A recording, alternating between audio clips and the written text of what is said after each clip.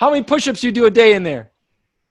Well, I stopped counting them. I'm on the more how they feel. Like I'm on to more like an isometric work and, harder Uh-huh. instead of counting them. It's all you got to hold your. I know you got to stay fit in there, and you got to be creative, and it keeps you strong body, strong mind, strong spirit. That's it. But, this goes far beyond like, this jail thing because I was a trainer out there in the street. So I inspired a lot of people that way, man. I had a lot of clients, and my grandfather was a professional fighter. He in the Hall of Fame too, man. He was a big influence in my life as well, man. He was New Jersey State champion. He was a champion fighter, so I always been active in the gyms. But more importantly, like you said, like to help other people, that's the beautiful thing, man, especially what you doing. But like in the gym, people used to look at me when they see me, their whole attitude just changed. Like, man, I was waiting for you. And I really motivated a lot of people in that way, man. So I want to continue doing that, even in here. A lot of people, I inspire a lot of people. But like you said, you got to keep the balance. It's not just always physical. It's your emotional, your spiritual. That's all balance and health. It's not just your physical at all. You got to be just like that tripod, right? They all got to be balanced, man. So I'm trying to, deal with it that way as well, man. Well, that's what it means to have the right mindset, and I'm so glad that I have an opportunity to share with you the tools that worked for me. I learned them from leaders like your grandfather who taught people, and I just tried to incorporate that while I was going through the struggle of imprisonment. So you came up. Did you have? I heard from your girlfriend on the email. Yes, my story is it actually needs to be told, man. I mean, I inspire so good, but just from my appearance, people like I don't understand. Like instead of them getting to know me, they judge me from my outer, exterior. The way I look, so they think I'm rugged, and that's not really the case, man. Until they get to know me, and once they do, they be like, "Oh man, he's cool." So they actually judge me from the outside instead of the inside, which is my heart, which is good. But a lot of people take advantage of you when you're humble and things like that, man. Well, there's a lot of other people that will be inspired by your kindness and your humility. And Oh, sure. your story definitely needs to be told. The question is, what are you going to do about telling it? Well, I'm starting to write it out now. I'm starting to write little journals, like you said, and whatnot on that because, man, my experiences, man, it's been rough for me too as well. But it wasn't when I was growing up. I wasn't in need for nothing because of my grandfather, who he was, so successful he was back then. So I ain't had to be out there like that. And then my mother passed at a young age, and that's when my life just flipped. It just changed, just like that. How many I times have you stopped. been in custody? I've been in custody one, two, like three major times, but they all been like from people like telling on me like I had things to do with things which just wasn't true. And I grew up in Newark and I had a few incidents with the police, where it was a big thing in the paper, whereas there was corrupt cops and things like that, and they was falsely accusing people, in the streets. And I actually got a sentence reduction because they found them guilty of corruption in the cops and everything. So I've been targeted a lot, man. I bet you have. And you know something? When you get this book, okay, I hope you get this book right here, because this book has some exercises in it with questions that'll make it easier for you to write your story out, because it's hard. I know it's hard to write. I'm a writer, and it takes discipline, just like it takes discipline to be physically fit. Okay? And this book will help you get it better. I know that when your girlfriend reached out, I told her, I said, your story definitely has to be told. But I want you to know this is a process. Like, you're going to meet a lot of guys in there, as you know, they're going to say, yo, Big Hancock, I want to get a bench like that. I want to get my arms up to, straight 20s on my arms, but they don't do the work.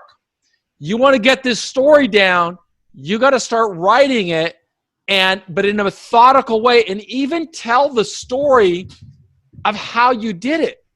Even that is part of your story, because you're going to have to learn how to turn words into sentences and sentences into paragraphs and then paragraphs into pages. And nobody can do that for you, just like nobody can get somebody else to build them a physique, right? You got to do this yourself, and you can't hire anybody to do it. You've got to do it. And then once you do it, you've got to continue the path. And that path is going to be, how do I get it out there into the marketplace? Do you know a guy by the name of Shaka Senghor? You ever heard of him? He's a pretty famous guy. He did a lot of time for murder. He was a drug dealer, did a lot of time for murder, and I think like 20 years or something. Black guy, big guy like you. But while he was in the segregated housing unit, he started writing, and became a writer, and he started writing books about how his life was growing up in poverty, growing up being the target of racial profiling, the target of all kinds of problems. And he eventually because of his writing, he was able to work his way to get out of jail instead of serving a life sentence. And then he began selling his books just out of the back of his car. He'd go to Newark and he'd sell his book. It cost him, it might cost $4 to produce a book like this, and he'll sell it for like $12. Wait a minute, you said Newark? Yeah, I think it was in Newark. No, he was Detroit. From Detroit. But he started selling them all over the country. He'd just go to the inner city and start selling it. And then he got picked up by Oprah Winfrey, and he was on the Oprah Winfrey show. And now he's, of course, a super celebrity. He's been out of jail for a while, and he leads a nonprofit to change some of the judicial systems and justice and mass incarceration. He's an advocate, but he's also a big celebrity. He's got a television show, or a television producer or something. Very famous guy. But it all started just like you, Hancock. It started with a guy that said, I've got a story to tell, and my story can have a meaning on other people's lives. People judge me because of the color of my skin, or because of my background, or what they see in me, but they don't know that inside I'm just an American. I'm a good citizen, and I've just never had a chance. And if I had a chance and didn't feel society strangling me, I could contribute, right? And you can then show people, how do you do better? How do I do better? And that's coming from you. For example, Hancock, I know that you're really listening to me right now because of how I'm coming to you, right? You're in jail. You're open to receiving this message from me. I was in prison for a long time. We were in the same prison. So it makes you open to listen to me, okay? But if I were to go to the streets of Newark and start giving this message, there wouldn't be a lot of people willing to listen to me.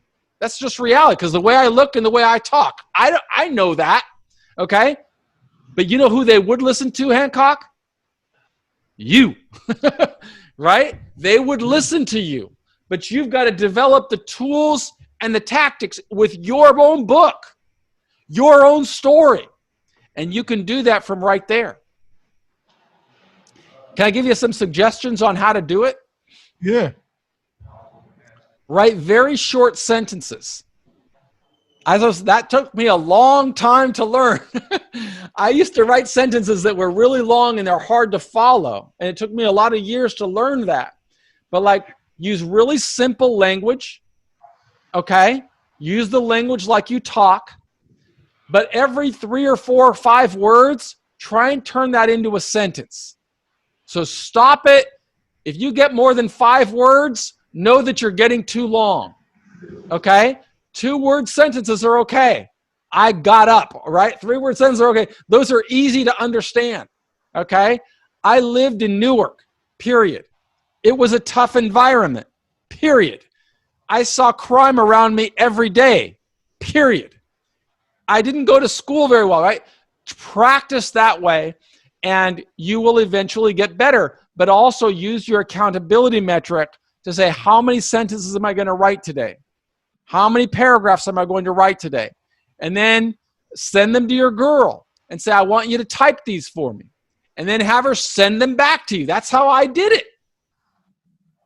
I'll talk about that in the next segment of how I did it from jail, because I didn't have a typewriter. And you said about the young lady that called you while you was teaching. She got a website like I can pass on to my family and whatnot, or Strong Prison Wives and Families. Have your girl visit her on YouTube. It's on YouTube. What is it?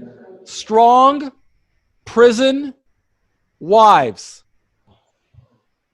and Families. It's on YouTube. And she writes it only, she does this channel only to help people who are going through the system.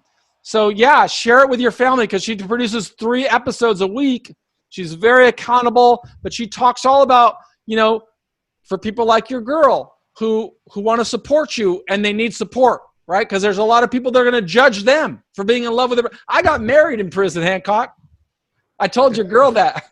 I got married inside of a prison visiting room, and I was married for 10 years before we were ever together. How was the experience, though? I've been married now for 18 years. There you go. So 10 years we were together in prison, and we've been together now. I've been home. Well, how's that? I guess longer, because I've only been home for 7 years. Oh, I was in the halfway house for a year. That's right. I forgot. That's why it's 18 years. Any other questions for me, brother? That's great. Man, that's pretty much it. But when you get a minute, man, look up my grandfather, man. You can Google him. His name is Doug Carter. Doug Carter. I'll Google him. Carter. He's in the Hall of Fame, man. He was awesome, man. Nobody couldn't touch him, man. How old are you? I'm 48. So you're in the Hall of Fame too, right? Because you're the guy who was 48 years old that decided this is the first inning of his life of a 9-inning game, and he's got the right mindset, and he understands this concept of hard work and goodwill, and you're going forward, you're looking forward, you're never got a never quit mentality, and you're going to make things happen. That's what makes you in the Hall of Fame too, brother. That's right, man. Good motivation, man. I like that one. Stay with the program. These are all part of the program. This course, that's what this course is all about, helping guys like you come back successfully. Document the story, and you will have your own book, just like these guys, your own book. Mindset, that's what it's all about. Hey, hopefully I get to come. I want to go to Hollywood and be a trainer out there for the lonely housewives out there. Well, I know that your girl's going to like that. Hey, man, I'm always listening. Even if I don't come up, bro, I'm always listening to you and taking in all this this good food that you're giving us, man. I appreciate you a lot, man. Well, you spread the message to your brothers, all right? Let everybody know about the Prison Professors program, because we're here to help guys in jail and prison come back successfully. Yes, sir. I will do that.